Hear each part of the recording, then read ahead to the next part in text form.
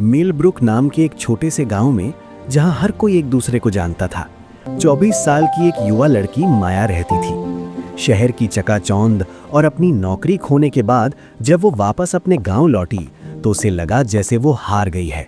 वो अपने माता पिता की बेकरी में मदद तो करती, लेकिन उसका दिल कहीं और ही था। उसे लगता था कि उसकी उम्र के लोग आगे निकल गए और वो पीछे छूट गई। माया के घर के ठीक बगल में एक पुराना सुंदर सा घर था। वहां रहते थे 72 साल के मिस्टर चेन।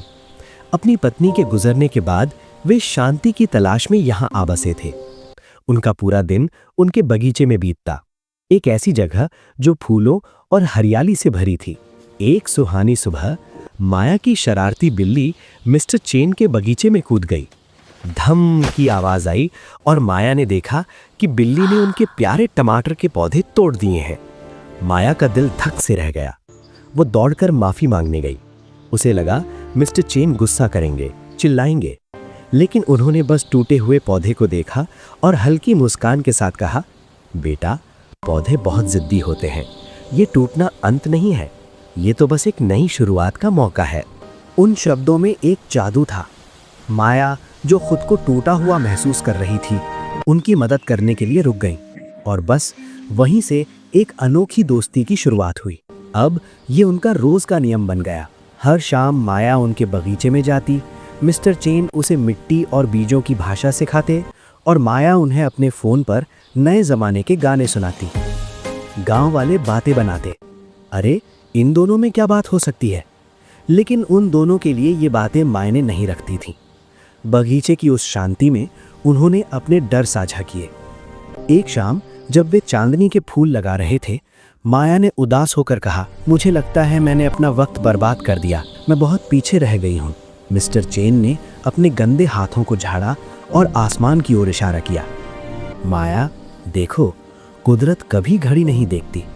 फूल तब नहीं खिलते जब हम चाहते हैं, वे तब खिलते हैं जब उनका वक्त आता है। तुम कहीं पीछे नहीं हो, तुम बिल्कुल वहीं हो जहां तुम्हें होना चाहिए, उगने की तैयारी में। कुछ समय बाद मिस्टर चेन बीमार पड़ गए। माया हर रोज अस्पताल जाती, उन्हें किताबें पढ़कर सुनाती। तब गांव वालों ने समझा कि ये कोई आम रिश्ता नहीं था, ये दो रूहों का मिलन था। एक जिसे जीने की वजह चाहिए थी और दूसरा जिसे अपना तजुर्बा किसी को सौंपना था। जब मिस्टर चेन ठीक हुए तो माया के पास उनके लिए एक खुशखबरी थी। उनके बगीचे ने माया के घाव भर दिए थे और अब उसने फैसला किया था कि वो बागवानी चिकित्सा की पढ़ाई करेगी। उसे अपनी मंजिल मिल गई थी।